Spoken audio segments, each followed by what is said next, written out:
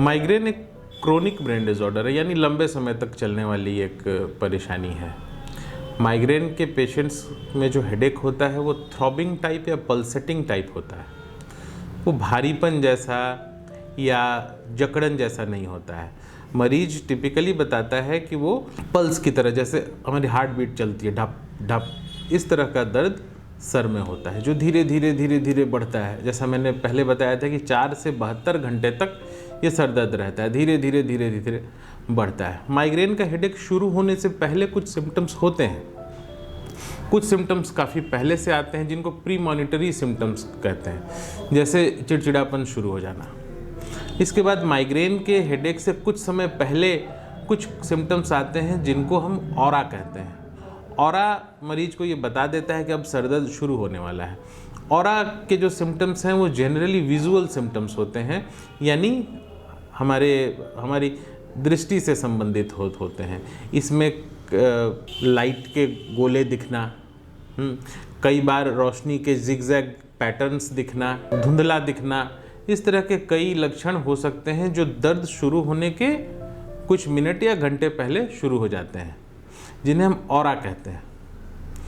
ये माइग्रेन के सिम्टम्स होते हैं। सरदर्द के साथ उल्टी का लगना बहुत ही कॉमन है। मूवमेंट के साथ, यानी चलने फिरने के साथ दर्द का बढ़ना, ये बहुत कॉमन है। रोशनी से परेशानी होना, सरदर्द में रोशनी से परेशानी होती है और मरीज जनरली अंधेरे कमरे में रहना चाहता है। और आवाज़ से परेशानी, मरीज को आवाज़ से चिड़चिड़ापन होता है, सरदर्द बढ़ता है, तो वो मरीज एक शांत जगह में हेडेक के समय रहना चाहता है। ये कुछ हेडेक की खासियत है।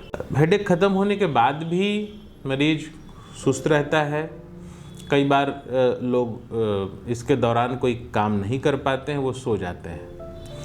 और ये सरदर्द 72 घंटे तक चल सकता है। ऐसे सरदर्द को हमें पहचानना होगा कि ये माइग्रेन से संबंधित सरदर्द है। जैसा मैंने पिछले वीडियो में ट्रिगर फैक्टर्स की बात की थी, ट्रिगर फैक्टर्स को मरीज अक्सर पहचानते हैं। जो लोग लॉन्ग टर्म से माइग्रेन से पीड़ित होते हैं वो अपने ट्रिगर फैक्टर्स को पहचानते हैं और इनको कंट्रोल करने की कोशिश करते हैं। तो ट्रिगर फैक्टर्स को कंट्रोल करना बहुत ज़रूरी है, तभी हम माइग्रेन से बच सकते हैं। तो अगर हेडेक को पहचान लिया है और इसके ट्रिगर फैक्टर्स को पहचान लिया है तो माइग्रेन को ठीक करना और इसकी सीवियरिटी को, फ्रीक्वेंसी को कम करना बहुत आसान हो जाता है। कई और तरह के हेडेक होते हैं जो मरीजों को लगते हैं कि माइग्रेन है। वो बताते हैं कि सर मुझे माइग्रेन है। वो कई बार दवाएं लेके लगातार खाते रहते हैं। तो इसमें जो सबसे कॉमन हेडेक है वो है tension type headache. Tension type headache में टिपिकली सर में जकड़न या भारीपन जैसा महसूस होता है। वो माइग्रेन की तरह सिवियर हेडेक नहीं होता है। जनरली माइल्ड परसिस्टिंग हेडेक होता है, माइल्ड टू मॉडरेट, जो बना रहता है।